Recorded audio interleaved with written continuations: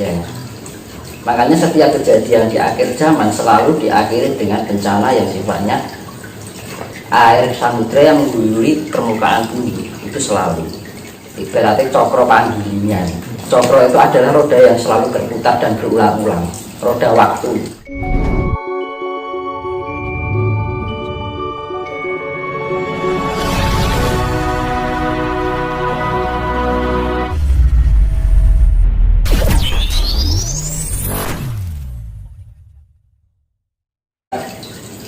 Istilahnya ini mendekati yang akan terjadi nanti.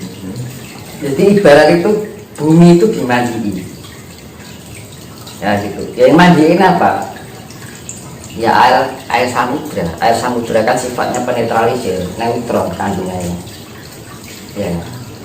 Makanya setiap kejadian di akhir zaman selalu diakhiri dengan bencana yang sifatnya air samudra yang mengguyuri permukaan bumi. Itu selalu. Dan mana orang yang bisa mendekatkan diri dengan alam, ya enggak, istilahnya enggak kena. Ibaratnya cokro panggilingan. Cokro itu adalah roda yang selalu berputar dan berulang-ulang, roda waktu. Panggilingan, ya kita beranut. Ya namanya penggilingan, ya kita akan tertindas nanti. Ibaratnya paridaya dapat diterima. Ya, mencari bibit yang sepantasnya untuk dilanjutkan pada kehidupan selanjutnya. Kalau kita tidak bisa pantas untuk pada kehidupan selanjutnya, ya sudah, ibaratnya akhir kuburan atau lemah gitu. Nah, sebelum hal itu terjadi, kenapa dengan adanya bencana ini, bencana itu berkali-kali bertubi-tubi nggak berhenti? Sebenarnya itu secara nggak langsung alam itu mengingatkan dan ini wiwai si podo abot mikir kabelnya wedine ora iso itu dan itu belum nanti sesuatu keinginan yang selalu membelenggu keinginan kita, ingin di rumah, pengen di mobil, pengen itu, seakan-akan itu hidup itu akan baik-baik aja dengan kehidupan dunianya, tapi alam berkehendak lain. Ya, makanya hakikat untuk mencintai alam atau bisa menyatukan dengan alam itu, alam akan memberikan apa yang sudah kita berikan. Begitu juga sebaliknya, alam pasti memberi pada kita, tapi kita belum tentu memberi pada alam. Tidak. Alam nggak pernah, ibaratnya ini bumi mau diinjak-injak, ya kan, mau dihina, mau diludahi, masih tetap memberikan yang terbaik buat segala makhluk yang ada di permukaan bumi. Kadang-kadang zaman saat ini ya emang kehidupan dunia itu sangat menggiurkan ya. Karena serba dienakkan itu tadi, terus lali zaman yang namanya orang kalau sudah dienakkan kan lupa ya. Biasanya kan seperti itu. Tuh. Orang kalau sudah enak kan lupa. Iya. Dan kita itu kurang dienakkan apa di bumi. Nah dipikir iso nyandang, iso duwe omah, iso tuku iso turunin kasur. Bayangkan leluhur kita dulu. Apa nek kasur turunin ning galan. Ya kan.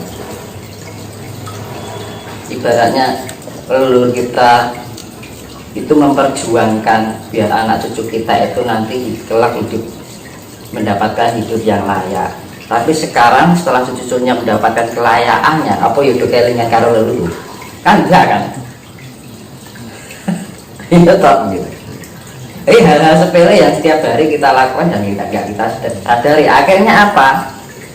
Kita kelihatannya karmamu sedikit lama-lama menjadi gunung. Nah itu yang kita waspadai adalah kesalahan-kesalahan diri kita yang tidak kita sadari, walaupun itu sedikit demi sedikit. Akhirnya apa? Ya wes, akan kembali itu akan kesulitan. Padahal ya itu makanya zaman dulu diberikan ajaran Sastro Sindro Hayunirat Pangruwating Diyu. Biar apa manusia biar selalu ingat pada alamnya, biar selalu ingat pada Tuhannya untuk kembali pada Tuhannya, biar mengenal asal usulnya, ya gitu kan. dianalogikan gampangannya. Kita berangkat, hidup itu seperti kita pergi ke pasar, ya kan? Kita berangkat dari rumah, ya kan? Kita ke pasar yang di tempat. Kenapa saya analogikan pasar? Karena pasar itu beraneka ragam. Ada yang baik, ada yang jahat, ada yang merah, ada yang hijau, ada yang macam-macam, ya kan? Di dalam kehidupan pasar itu kita bertransaksi dalam kehidupan yang sifatnya tukar menukar, jual beli, dan kita nggak lama-lama ke pasar akhirnya kembali ke rumah. Analoginya hidup itu seperti itu, ibaratnya seperti itu. Kita dari rumah pergi ke pasar, nggak lama-lama ke pasar pergi ke rumah lagi. Itu pun kalau ibu ingat sama rumahnya, karena kesasar tadi itu. Makanya kita harus tahu makanya kita harus tahu di mana kita harus kembali dan harus bagaimana, harus lewat mana. Nah, makanya kan ngerti asal usul. Kalau kita nggak mau, kita berangkat tapi kita tidak mengenal asal usul, kita akan kembali, kita sudah nggak tahu jalan. Ya dengan mengingat asal usul ya kita ya harus tahu diri, yaitu tadi dengan pendekatan diri kita dengan alam, harus mempunyai jiwa yang penuh kasih sayang. Kan itu. Terkait dengan ini penyatuan dengan alam, ada nggak treatment khusus yang harus kita lakukan setiap hari sebagai bukti penyelarasan atau penyatuan dengan alam? Apa yang harus kita lakukan? Yaitu kita mempelajari hal-hal yang sepele yang nggak kita sadari itu tadi. Contohnya kita minum aja ya, kita minum kita sadari, kita mandi kita sadari bahwa kita diguyur oleh air. Itu akan menambah energi itu sebenarnya. Ya kan? Kita makan, kita ingat makan. Terus jadi sebenarnya tokong rame, ya. Di dalam kehidupan sehari-hari dulu, yang realita dulu aja. Harus bisa merasakan bersyukur. Itu bagian dari perjalanan spiritualitas. Kenapa dibilang spiritualitas? Suatu sikap atau langkah untuk memahami segala perilaku kita sehari-hari. Itu namanya spiritualitas. Membangun diri untuk menjadi pribadi yang lebih sadar. Ya kan? Kita melakukan misalkan ini, kita bekerja. Dan kita sambil memahami segala apa yang kita lakukan. Nah, itu bagian dari spiritualitas. Tidak hanya di saat hening aja. Makanya kan spiritualitas kan ada dua, topong rame kalau topong hening. Topong rame ya kita hidup di keseharian itu dengan keluarga, dengan teman, dengan pekerjaan, kan macam-macam. Ya. Kalau topong hening ya kita perenungan, relaksasi, menemukan tingkat kedamaian. Kedamaian jangan dicari tapi ditemukan. Beda loh. Ditemukan dengan dicari beda loh. Misalnya jodoh ini jodoh dicari, ya namanya cari itu pasti tumbuhnya dari rasa. Tapi kalau dipertemukan karena suatu energi yang saling menyatu, ada tarik unsur tarik menarik.